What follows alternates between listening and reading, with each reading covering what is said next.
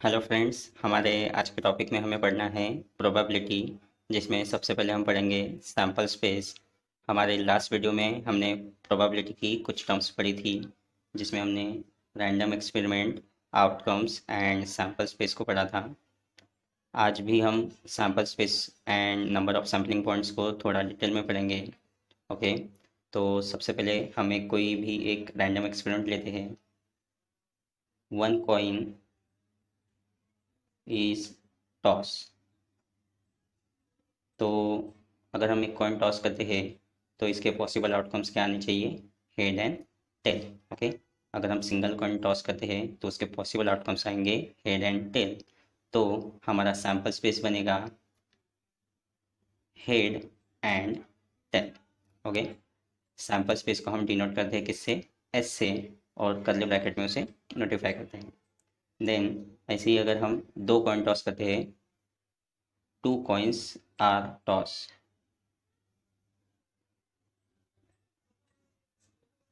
Okay, तो इसके लिए सैम्पल स्पेस क्या बनेगा? अगर हम इसके आउटकम्स देखेंगे तो दो कॉइन अगर बोलते हैं तो उसमें हेड एंड टेल ही आएगा। बट अगर हम दो अलग अलग कॉइन टॉस करेंगे तो उसमें पॉसिबल है कि दोनों टाइम हेड हेड आए। पॉसिबल है फर्स्ट कॉइन में हेड आए, सेकंड कॉइन में टेल। पॉसिबल है फर्स्ट कॉइन में टेल आए, सेकंड कॉइन में हेड। एंड ये भी पॉसिबल है कि दोनों कॉइन में क्या आना चाहिए? टेल। तो इतनी पॉसिबिलिटी है उसकी। ओके, इतने पॉसिबल आउटकम्स आ सकते हैं। तो ये उसका क्या बन जाएगा? Sample space. अब हम ये आइडेंटिफाई कैसे करेंगे कि सैम्पल स्पेस में टोटल कितने पॉइंट्स आने चाहिए? ओके, तो सिंपल है, अगर हम दो कॉइन टॉस कर रहे हैं, ओके, और एक कॉइन में कितने फेसेस होते हैं? टू। तो टू टू ज़ा कितना होता है? फोर। तो इसके नंबर ऑफ सैम्पलिंग पॉइंट्स कितने बनने चाहिए? फोर। करेक्ट है। यहाँ पर अगर हम देखेंगे तो एक ही कॉइन टॉस कर रहे हैं, तो इसे इसके नंबर ऑफ सैम्पलिंग पॉइंट्स अगर हमें निकालने हैं तो एक सिंगल कॉइन है और फेसेस कितने हैं कॉइन में? टू। तो इसके नंबर ऑफ सैम्पलिंग पॉइंट्स कितने बनेंगे? टू। देन अगर हम थ्री कॉइन्स टॉस करते हैं, ओके, तो इसके लिए सैम्पल स्पेस बनना चाहिए क्या? हो सकता है तीनों कॉइन्स में हेड आए, हो सकता है first two coin head tail, या फिर head tail head, then tail head head, head tail tail, tail head tail, tail tail head and tail tail tail. Okay, इतने टाइम्स इतने पॉसिबल आउटकम्स उसके आ सकते हैं और ये उसका सैम्पल स्पेस बनेगा। ओके, अब इसके नंबर ऑफ सैम्पलिंग पॉइंट्स कितने बनेंगे? Total 1 2 3 4 5 6 7 8। That means number of sample points कितने हैं इसके? 8। अब ये इतने ही कैसे आए?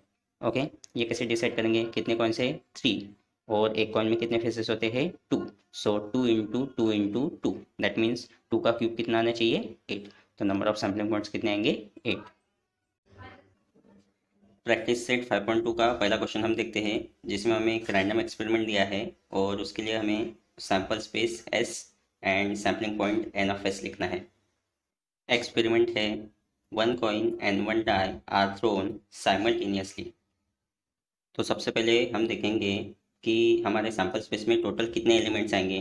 ओके, तो यहाँ वन कॉइन है, सो कॉइन में कितने फेसेस होते हैं? Two. Okay, and one die दिया है, तो वन डाई में फेसेस होते हैं 6। ओके, तो सिंपल है, कितने एलिमेंट्स आने चाहिए? 6 इंटू टू करेंगे, 6 टू ज़ा 12। ओके, ये रफ वर्क मैंने किया है, दैट मीन्स हमारे सैम्पल स्पेस में टोटल 12 एलिमेंट्स आएंगे। ओके, तो सैम्पल स्पेस लिखते हैं, sample space S equals to, अब कॉइन में होता है head and tail, okay, and die में होता है फ्रॉम 1 2 3 4 5 एंड 6। तो अगर हम one coin and one die throw करते हैं तो पॉसिबल है उसमें कॉइन में हेड आए एंड डाई में वन। ओके, देन ये भी पॉसिबल है head and two, head three, head four, head five, head six. Okay, then tail one, tail two, tail three, tail four, tail five, tail 6। Okay, इसके अलावा और कोई दूसरे elements इस सैम्पल स्पेस में आ सकते हैं क्या? नहीं आ सकते, क्योंकि कॉइन में सिर्फ 2 फेसेस है, head and tail, and dash में 6 फेसेस है, 1 to 6। Okay, so head 1, head 2 onwards tail 6 तक। Then so therefore number of sampling points कितने बनेंगे इसके? 12। ओके, बहुत इजीली आप डिसाइड कर सकते हैं कि इस पूरे सैम्पल स्पेस में टोटल कितने नंबर ऑफ एलिमेंट्स आएंगे। ओके, नेक्स्ट क्वेश्चन हमें दिया है 2 digit numbers are formed using digits 2, 3 and 5 without repeating a digits. Okay, हमें 2, 3 एंड 5 को यूज़ करके 2 डिजिट नंबर फॉर्म करने हैं और कोई भी डिजिट रिपीट नहीं होना चाहिए। दैट मीन्स 22, 33, 55 ये नंबर्स हम नहीं ले सकते। ओके, तो सबसे पहले हमारे सैम्पल स्पेस में कितने एलिमेंट्स आएंगे ये हम डिसाइड करेंगे। ओके, तो यहाँ पर टोटल कितने डिजिट्स है? 3। करेक्ट है, 3 डिजिट्स है और रिपीटेशन नहीं होना चाहिए, तो इसीलिए हम क्या करेंगे? 3 - 1 करेंगे, तो 3 - 1 होता है 2, तो देन 3 इंटू 2 करेंगे, तो 3 2 का कितना होगा? 6। तो हमारे सैम्पल स्पेस में टोटल 6 एलिमेंट्स आएंगे। ओके, क्या किया है फिर से एक बार समझ लो। टोटल कितने डिजिट्स है यहाँ पर? 3। ओके, यहाँ पर विदाउट रिपीटिंग द डिजिट्स बोला है, सो उससे 1 माइनस कर देंगे तो 2। 3 2 जा कितना होगा? 6। तो यहाँ पर 6 एलिमेंट्स आएंगे। अब कैसे आते हैं देखते हैं। सबसे पहला डिजिट बनेगा 23, देन 25, ओके, देन 32, 33 हम नहीं ले सकते, देन 35, 52 एंड 53। इसके अलावा और कोई 2 डिजिट नंबर यहाँ पे फॉर्म हो सकता है क्या? नहीं हो सकता। सो therefore number of sampling point that is an of S कितने बनते हैं यहाँ पर? 6। This is our final answer.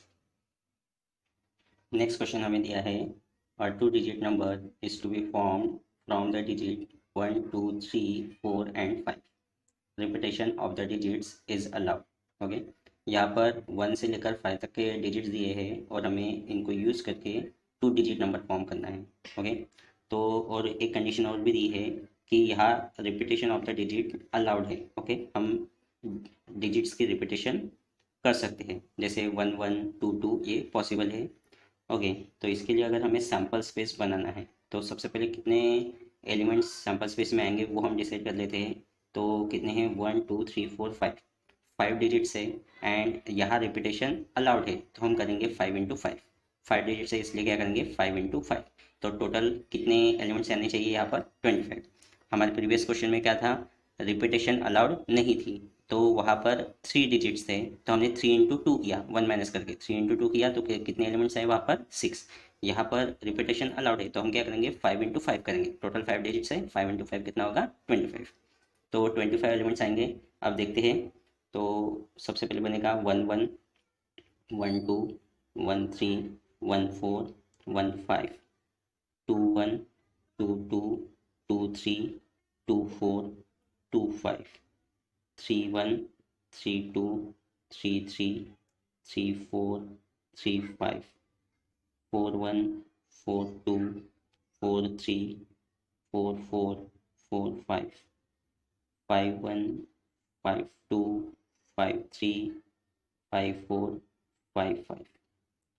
Okay, तो हमारे सैम्पल स्पेस में इतने एलिमेंट्स आएंगे और इसे अगर हम काउंट करते हैं तो ये टोटल कितने एलिमेंट्स है? 25। Okay, this is our sample space and this is the number of sampling points.